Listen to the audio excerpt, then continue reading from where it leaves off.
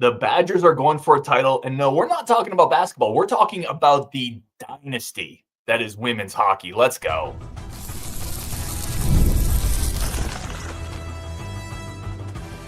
You are Locked On Badgers, your daily podcast on the Wisconsin Badgers. Part of the Locked On Podcast Network, your team every day. What is going on, Badger fans? Welcome to Locked On Badgers, your team every single day. Part of the Locked On Podcast Network. I'm your host, Ryan Herrings, and we have a great guest today as we're talking about the dynasty, the wagon, that is Wisconsin women's hockey. Tomorrow, taking on Minnesota Frozen 4 in Minneapolis. And we got the great Kedrick Stumbris, one of the best follows and just best people in general that covers the Badgers with a wide breadth of knowledge. Again, I don't know hockey really, really well, but I know this is a dynasty. Kedrick, how excited are we here? I am stoked. This team is a super easy team to get excited about covering. And so even though that means I got to get on an airplane from Denver early tomorrow, I am very excited to get my tail to Minneapolis. I think for people who maybe, and I think we have a bit of a delay here, but we're going to work through it. I think for people who maybe haven't followed this hockey team, put in perspective how dominant this team has been this year. This is it's hard to put into words because there is a level of domination that this team has displayed that has been unseen by a program that is this dominant historically. This is the program that has the all-time coaching wins leader in Mark Johnson. This is the program that has won the most NCAA tournament championships with 7, one more than the Gophers. Despite that, if this team wins 2 more games and wins a national title, a 8th national title, they will have won the most games in a single season in program history. They will finish the season with only 1 loss, 38 wins, 1 loss, and 2 ties. They have rolled through just about everybody that they have played all year long. And 2 of maybe 3 teams that have given them a run for their money are sitting waiting for them in the Frozen 4 in Minneapolis. But overall, this team is, like you've called it, it's an absolute wagon. All 3 of the National Player of the Year finalists are from this team. They score at a ridiculous number. They score 5.5 goals a game, which is a massive number. That's it's close to 2 more than any other team in the country scores on average. So they are very talented, can score. Also, just had their starting goaltender, Ava McNaughton, named the National Goaltender of the Year. So from top to bottom on this roster, they are loaded with top level talent. Is it odd that obviously you're playing in Minneapolis, so you're playing the Gophers on the Gophers' home ice? Is there any advantage there, or is this just kind of a weird circumstance?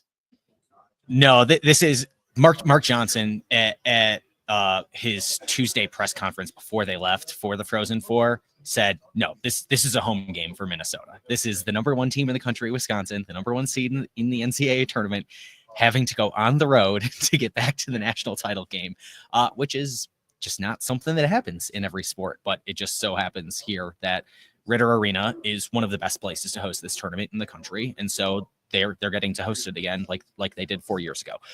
Minnesota was the first school in the country to build a facility dedicated to women's hockey.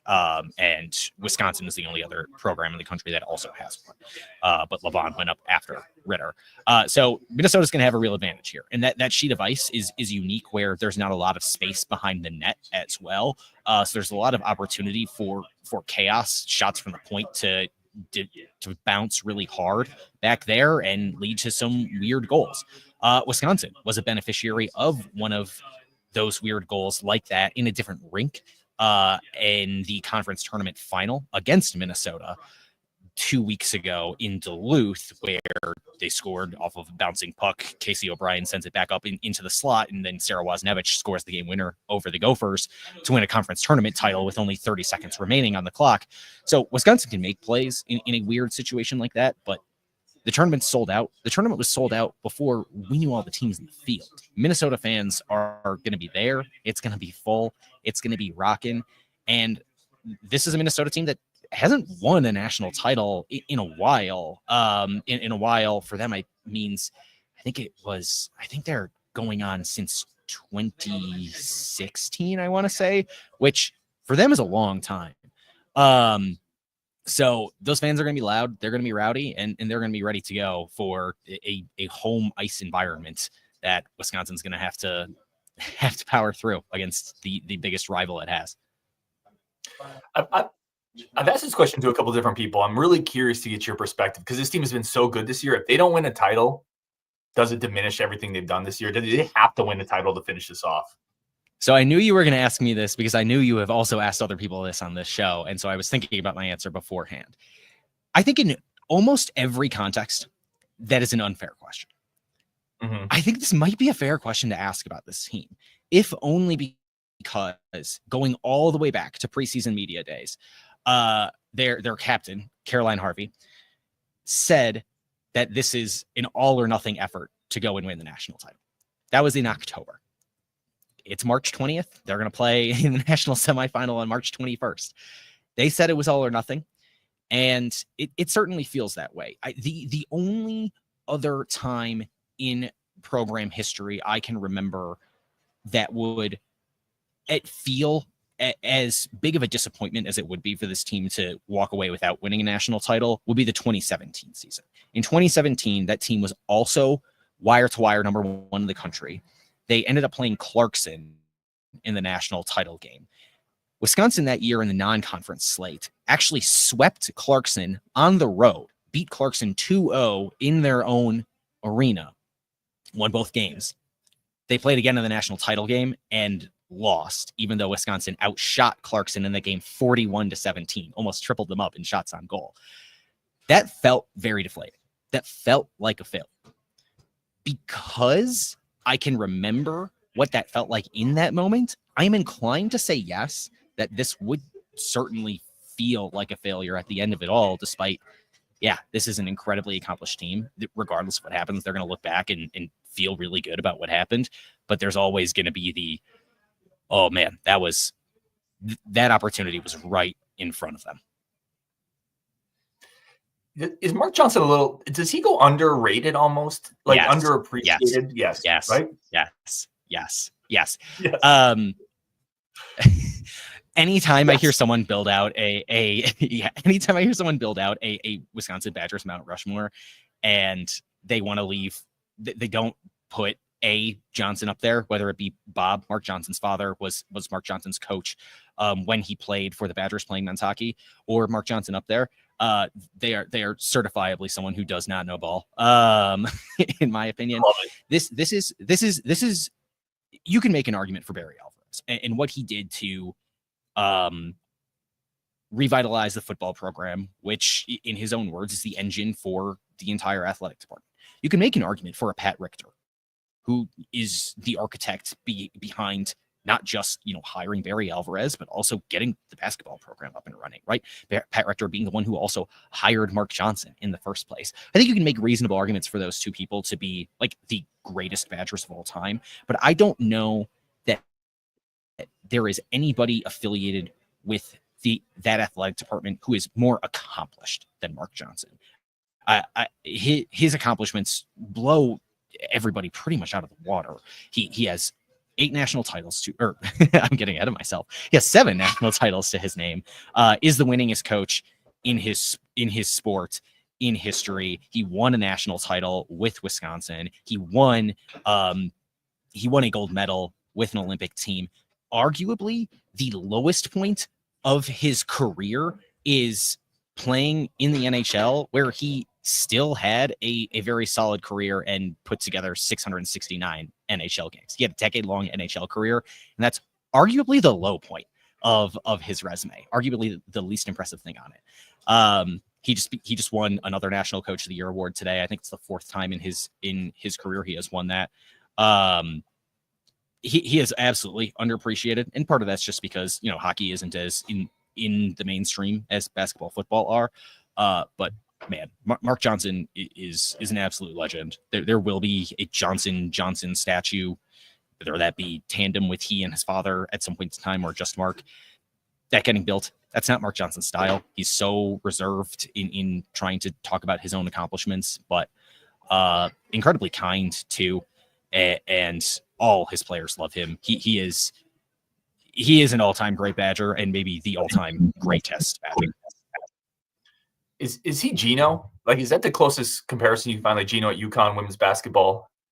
Is that it right there? That type of coach? I guess so. In terms of like being an architect of a program, building that up into becoming an absolute powerhouse. I mean, you could say the same thing about Pat Summitt, right? Who was the original person who did that in that sport. But Mark Johnson is almost one of one in his own sense, where he also had to do this against the backdrop of playing against Minnesota 4 times a year, which was a program in that sport, rocket and rolling harder than any other program in that sport was. And he has taken Wisconsin as far as it has, where, you know, of all the things on the line tomorrow in that national semifinal, Wisconsin playing Minnesota for the 6th time this season, having the task of beating Minnesota for a 6th time this season, something nobody has ever done. Wisconsin has also never led the all-time series against Minnesota in history. They tied the all-time series by winning the conference championship title game, conference tournament title game. Mark Johnson has built this Wisconsin program to build all that back, to get all of that up to where they are arguably a better program than the University of Minnesota is. At least they've certainly had a better run the last handful of years. And so I think he is even more impressive than somebody where UConn didn't exactly have a peer. I guess Tennessee would be it, but not in its same conference that it had to go through over and over and over again to be able to break through like Mark Johnson and Wisconsin does. This is phenomenal stuff, man. I want to finish up here because I know you have a very busy schedule. You got travel coming up. There's basketball going on right now. For people who maybe don't follow the program or hockey quite as closely, and I'm in that group, and I shouldn't be, right? I'm so excited to watch it tomorrow. I'm going to watch it tomorrow. What advice do you give people tuning into the game tomorrow that maybe don't follow this program as closely? What are they watching for? What's an X factor? Anything like that for people to kind of get a little deeper knowledge going into this game? What I am watching for right away is seeing how does Wisconsin's like top 2 lines shape up in this one, right? Where they in my opinion, National Player of the Year front runner out of the 3 Badgers who are the finalists is Casey O'Brien, who leads the country in scoring, is the most talented center at taking faceoffs in the country as well. Does she get out to putting the Badgers on the board early? If that happens, this could become a blowout quickly. The only times Minnesota has challenged Wisconsin this year is when Minnesota scores that first goal. And that's what I'm ultimately looking to see. And who might come out and score that first goal would be Minnesota's Abby Murphy. Abby Murphy is the most talented player on Minnesota's roster and is who Badgers fans should be terrified of. She is an incredible goal scorer. She doesn't have a goal against Wisconsin this year, which means that she is incredibly due for a goal this year. The dynamic between her and Wisconsin's number 1 defender, Caroline Harvey, is very interesting because they are both incredibly talented for their age, and they are also very close off the ice. They are very good friends. They played together on the Olympic team. They have played in multiple world championships together with Team USA. And so that battle between Caroline Harvey and Abby Murphy and figuring out who's going to win out there is the most fascinating part of this game, not just because there are 2 players so excellent at their craft, but also with all of the off ice stuff that comes along with it, with the 2 of them being besties off the ice, but arch rivals on it. Let's get you out of here on this, man. And obviously great stuff. Please go follow Kedrick at Kedrick Stubbris on Twitter. He does just great work, as you can see right here. Really quick, what Badgers basketball today? Obviously, you watch that as well, going up against BYU next round. How did that game play out to you? And do you feel better or worse about this Badgers team now after watching round 1? after watching round one, I think I'm maybe a little bit more encouraged just because I was worried that they would maybe not jump out of the gate right away, and just maybe because that's what we saw last year. But being here in Denver, they just the energy around that team is just a little bit different compared to what it was last year. It just doesn't feel like they have a big cloud hanging over them, where last year there was just a lot of transfer portal rumblings, and the year as a whole, even beyond the Big Ten tournament, didn't end great. And yeah, Wisconsin lost a couple games down the stretch this year that maybe they shouldn't, but that bad vibe energy just like wasn't quite there. And they were impressive today. They out athleted Montana in a way that they were supposed to. Xavier Amos looked awesome today. Absolutely looked the part. And if he's gonna play that role and have the potential to like bag down a couple of guys now and then, that's huge for this team to give Nolan Winter a blow, who, I mean, in 18 minutes, he had 10 points. That's impressive. That's the first time in his career he scored in double figures in under 20 minutes of action. I'm encouraged by them. Thought they looked good today. I was watching BYU. That'll be a fascinating matchup. Maybe those two teams will combine to shoot 73s. But either way, it'll be a great atmosphere. There are a lot of BYU fans here. And they are loud. Wisconsin's going to be playing in something of a road environment, certainly not a neutral environment on Saturday. Yeah, super fun. I great call on Amos, by the way, because I think at the tail end of the Big Ten tournament, he was starting to turn it around as well and play pretty well down the stretch there. So definitely an X factor. Kedrick, man, thank you so much, dude. I really appreciate it, taking some time out of your day. Definitely will hope to talk to you soon, and we will be watching tomorrow. This is going to be number 8, man. We're going to get number 8. This is a dynasty. You sure hope so. That game will be on ESPN Plus. They play in the second semifinal of the evening, so that'll start around 7 p.m. All right. Hey, safe travels. We appreciate it. And again, go follow Kedrick on Twitter. Great content over there on Wisconsin, and we will talk later.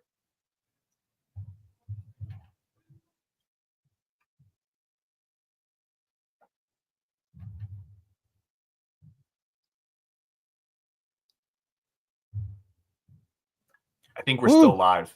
Oh, it looks like it.